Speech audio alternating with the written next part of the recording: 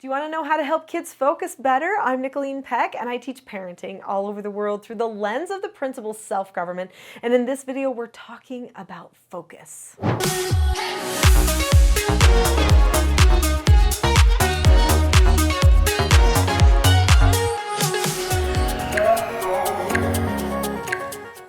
In this video, we're going to be talking about why children might not be focusing, and hopefully I'll be able to share some things there you might not have thought of before.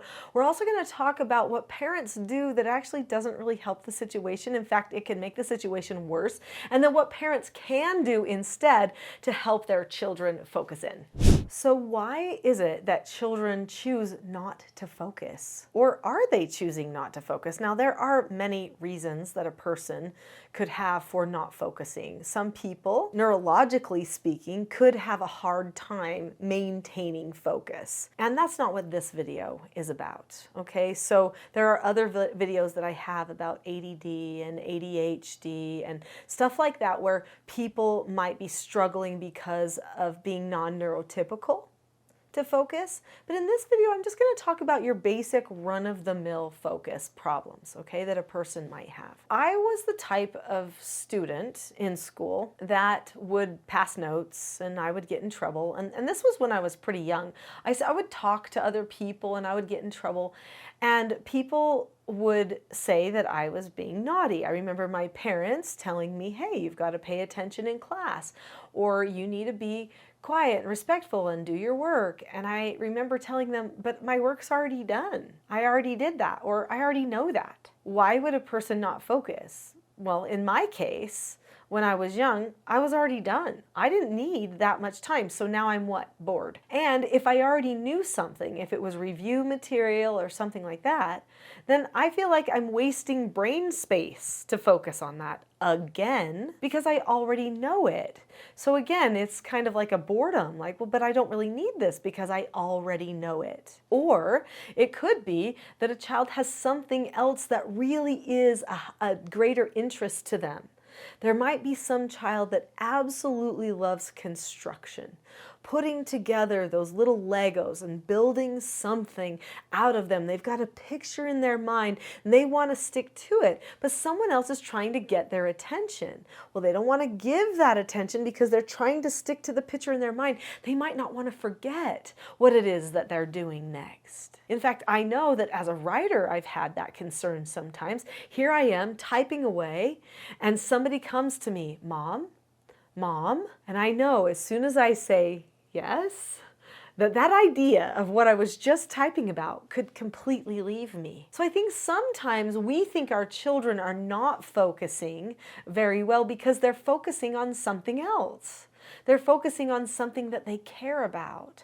And if I'm really honest, life moves at such a fast pace. Our children are so scheduled so often that many times they are not able to focus in on something that they enjoy. They just get moved from thing to thing to thing. Focus for a second, okay, break. Focus for a second, okay, break. And we wonder why people have such short attention spans. It's because we don't give people enough time to just sit and read their book. Do you know, I used to be able to read books for a long period of time. And then as I started looking at more things online, like YouTube videos or, different little things like that, I noticed that when I would start to read a book, my mind would wander more quickly. I would start thinking about something else. And I thought, this never used to happen before. How come it's happening now? And it's because my brain has been trained not to focus in for as long because of just watching all of the videos and stuff like that I was seeing. Just the way that they're changing things in the digital culture. So when I was a child and I would watch Sesame Street, I remember I would watch like little children playing in the sandbox with each other. You would see every movement that they made. The whole picture, nothing was broken or clipped or anything. Nowadays, everything is clipped within just a couple of seconds, sometimes even a half of a second. That's what's happening to our attention span. And then we wonder how come we're struggling so much with focus. Parents get frustrated when their children cannot focus or choose not to focus. And it could honestly be one or the other. And so they do things that sometimes can make the situation worse. So one thing that does not help a person maintain focus is nagging. So let me explain.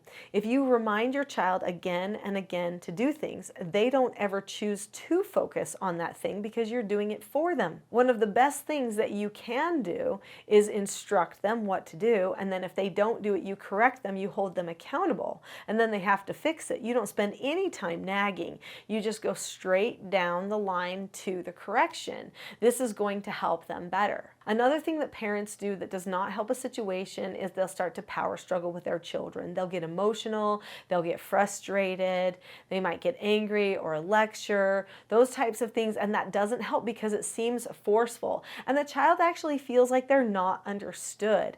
It could bring out the worst behavior in the child as well instead of the best behavior. So power struggling is never the solution. And if you've subscribed to this channel, you know I am not a fan of power struggling. In fact, I teach many things that illustrate that it doesn't help. It's counterproductive, and there are ways that you can calmly and firmly solve a problem while still maintaining a good connection and a good relationship. So be sure to subscribe and look for some of those other videos to help you with that as well. So what should parents do instead to help their children maintain focus? Well, one thing that you can do is make sure that you establish a culture as a family where you are focusing together on something for certain periods of time. So one thing that we did every single day was we had family meals together. The family meals, we had to sit in our chair. There wasn't going to be a TV on in the background or anything like that. And we were going to talk with each other and have regular conversation. That's really good for developing focus. Another thing that I did is we had quiet time at our house every day when the children were little. This was time where people could read, and they would have to sit in a place like on their bed. They would sit on their bed for a period of time. Maybe it was 30 minutes, maybe it was 1 hour, and I had to kind of work them up to it, you know, when they were little. But they learned that they could sit there for that period of time and read books, or if they wanted to, they could take a nap, and I was never going to complain about that. They learned to develop the patience. Now, one of the skills that I teach my children that helps develop patience is how to accept a no answer. So there are 4 basic skills that I teach for self-government, and I have children's books that teach all of these 4 basic skills. The 4 basic skills are following instructions, accepting no answers and criticism, accepting consequences, and disagreeing appropriately. Accepting no answers is a very powerful skill because this is when the child does not get something their way, and they have to learn how to be okay with that. They have to then focus on, okay, I can be calm, I can drop the subject, I can be okay.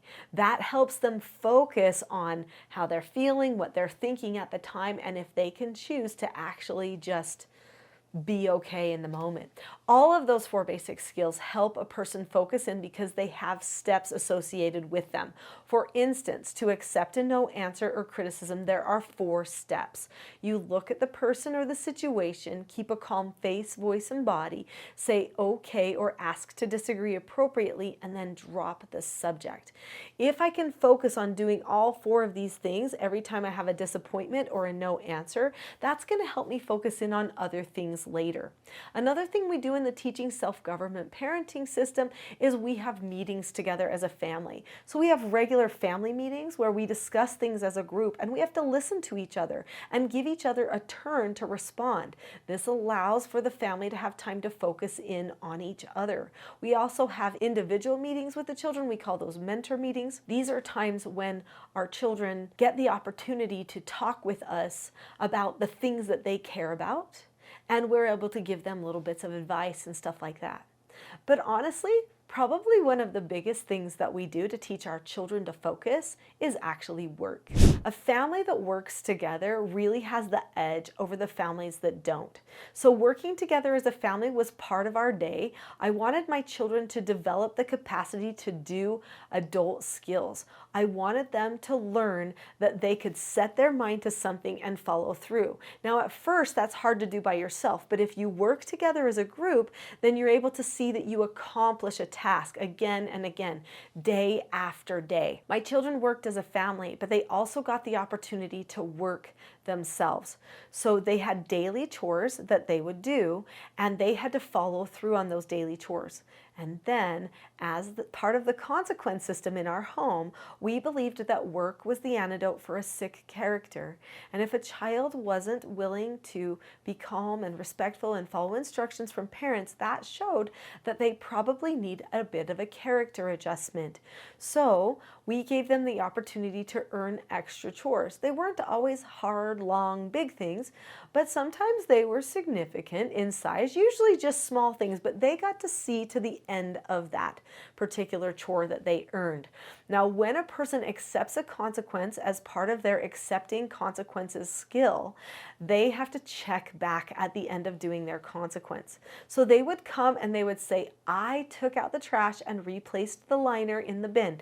Is there anything else? So they would have to say to themselves, I'm going to take out the trash, replace the liner in the bin, and then I'm going to check back. And then they would actually come, so they would do all the steps, and then they would come and they would tell me that they had done all of those steps, and I would praise them for doing all of those steps, showing them that I recognized that they focused in on all of those things. Focus is something you learn in your daily life. Now, there is something about focus that I need to bring up here, and that is that at certain stages of life, it is more difficult. I think many children end up medicated when they don't need to be because they're just 7-year-old boys, or they're just 8-year-old boys. They get distracted easily. That's part of being a child. We have to accept some of that. If we pre-teach our children about things that are upcoming, that can also help them with their ability to focus in the moment that's going to be happening.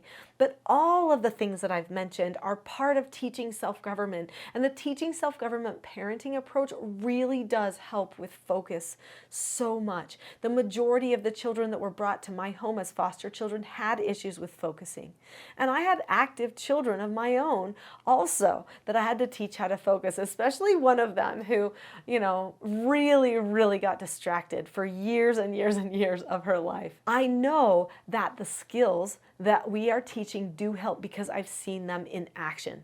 If you would like to learn more about the teaching self-government skills that I've just mentioned here briefly, just saying the names of what they are and hardly even telling anything, I can give you more. In fact, there is a class. It's a full-length class here on YouTube, and it's called The Not So Known Secret for Parenting Success.